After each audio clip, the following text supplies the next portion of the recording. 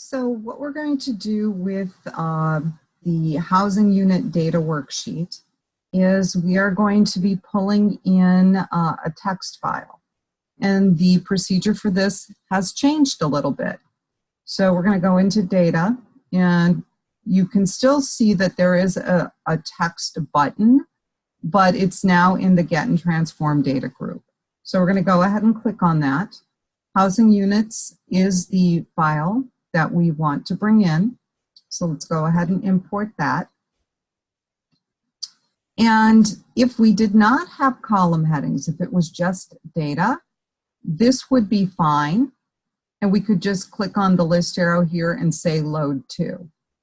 But because we have column headings, it makes it a little more difficult, and we need to do some additional editing. But before we get into the editing, a couple things you should note is the delimiter is a comma. And this just means that in our text file, we have a comma between our columns. And that is correct. And there are other delimiters that you might see in text files, but the one that we're pulling in, comma is fine.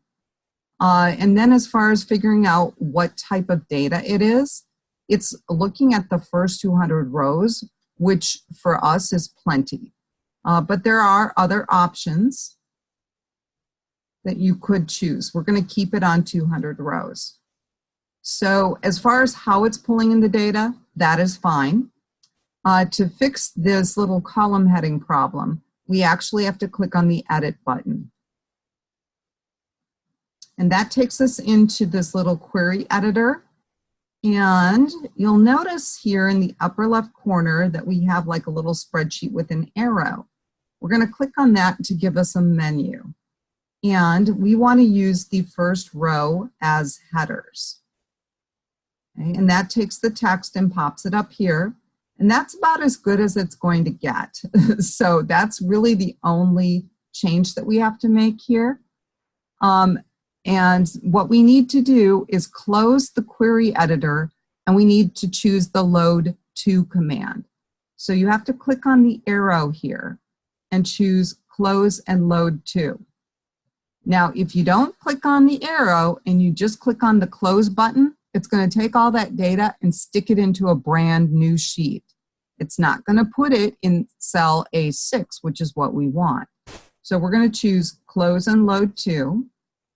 And then we're going to tell it to put it in the existing worksheet, and cell A6 is correct.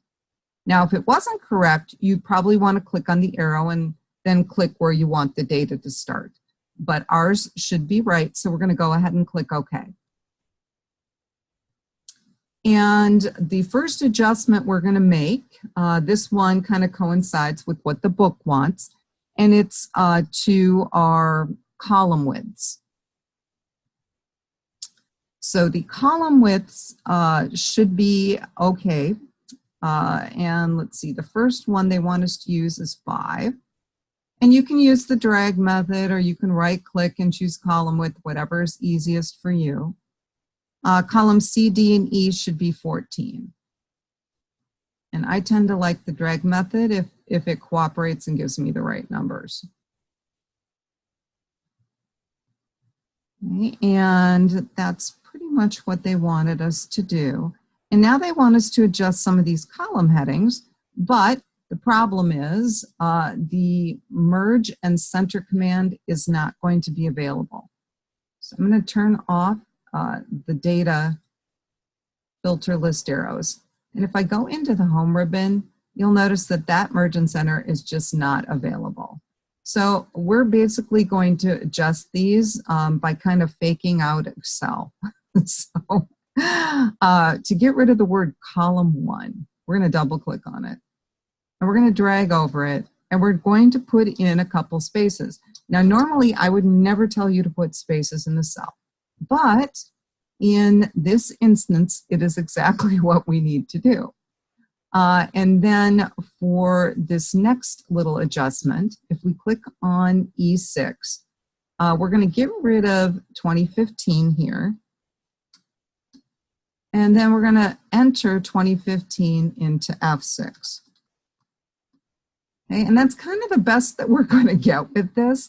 It's just not ideal, the fact that we can't do the merge and center. So this type of editing is basically what we're left with. And let's see, our next little step, we are going to be able to write a line. And we're actually going to write a line, everything in a column.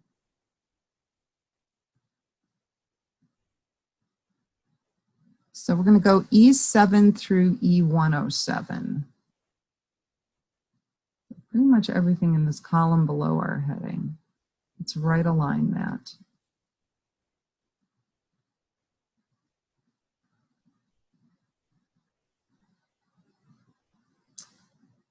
And then if you really dislike percentage, I don't care if you want to right align that too. It's totally up to you. I'm going to kind of leave mine as is. And I'm going to kind of move to the bottom here because we have a little problem down here. There's a lot more text there than what we're seeing. So what I think is easy is if you move this completely out of the table. So you can press Control and X to cut. And then we can go down to 115, which is totally out of the table. Control and V to paste. And then you can actually see, yeah, there's a lot more text there. So what we're going to do is kind of highlight A115 through F115. Let's do a little merge and center on that. Let's left align it. And let's wrap our text. And then we can pull this down. You can actually double click on that. Actually, that won't work. You're going to have to pull it down just so you can see everything. And then you're probably going to want to do something similar for 117. You don't really need to worry about doing it as much in the 116, 118, and 119 because you can see everything. So let's merge and center row 117. Let's left align it, wrap our text, and pull it down. And then I am going to merge and center suggested citation and left align that. And we'll do the same thing with source.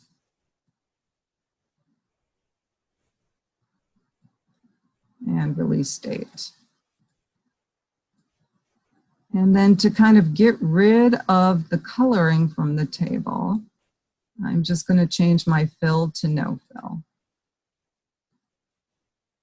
Okay, and now I can see all of that information that was kind of squished down there on the table. So at this point, we can continue with the instructions that are in the book because they should work.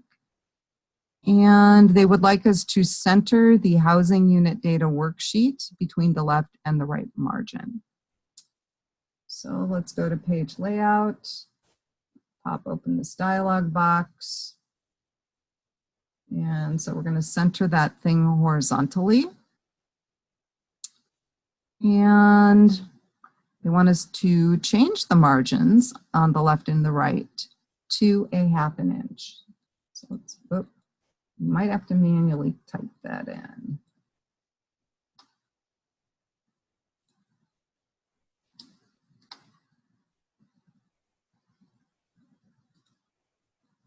Okay, and you do not need to worry about printing this.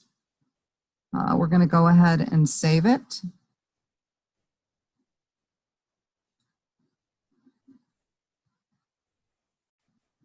Okay, at this point, after you save this one, you can close it. And the next little task is they basically just want us to open up housingunits.csv right inside Excel. And they didn't have us do this before because there was 2 worksheets in our workbook. So we'll go to File and Open. And then we're going to have to browse.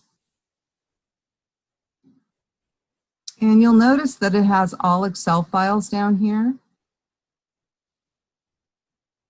And we could change this to all files.